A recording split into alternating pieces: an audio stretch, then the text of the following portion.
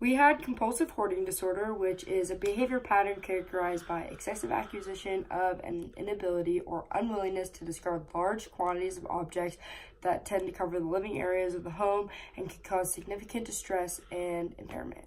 In smaller words, it is the need to save things. If they throw anything away, it's like a piece of them is being thrown away with them.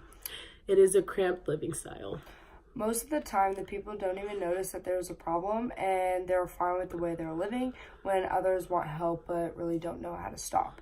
And if anybody has seen the TV show Hoarding Buried Alive, it can extremely hurt the people around them, hurt themselves. They live like sometimes in very disgusting homes and they never throw anything away. In very bad cases, they don't even throw away their own trash. Some of the symptoms of compulsive hoarding disorder, they don't believe in wasting things. They like to like keep everything and collect everything. Middle-aged people tend to do it. It's not like younger people because we just throw everything away.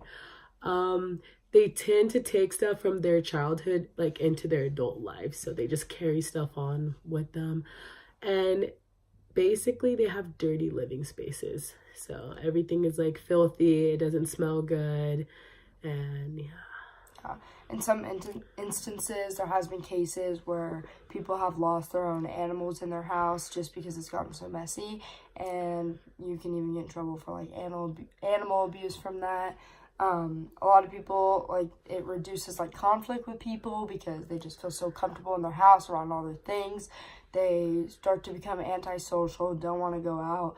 Most of the time, it's family members contacting people to try to help them out. And they're very disorganized. It's a lot of messy stuff in the house. Nothing is all together. And like we said before, like, it's a lot of things that they just always keep. And again, in other cases, people will have a tendency to want to buy things that they don't need. And so they'll go to the store, they'll buy a ton of stuff, and then it just sits in their house. And that's how the clutter builds up.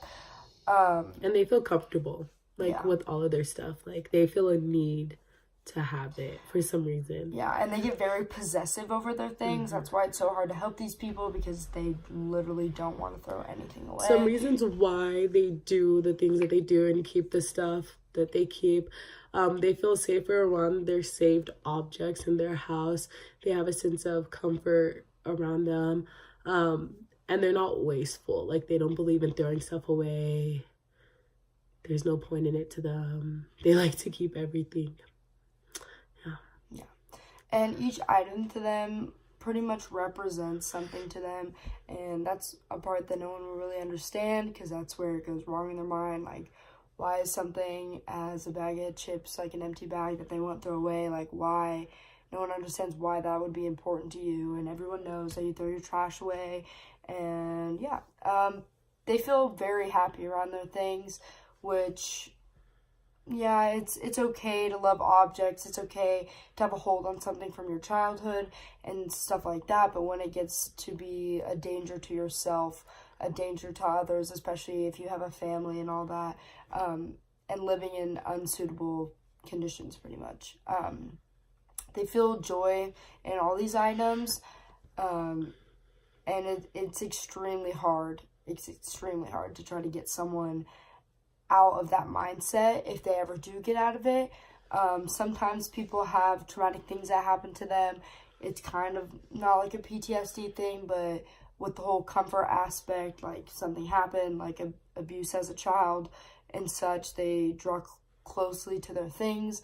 You see a lot of dolls, pillows, because they take it from like their childhood. They take it with them because it represents something to them and it means a lot to them that they can't So just to conclude, compulsive hoarding disorder, obviously it's compulsive, so they can't always stop it. It's just always continued. Obviously it revolves around a bunch of objects in their house or just piling up in their car or something like that. It's mostly seen in people's houses to the point where there's boxes stacked to the top, just a bunch of garbage everywhere. Most of the time you see people just stepping on all of their things, and it's just not good. Yeah, it could be like your garage as well.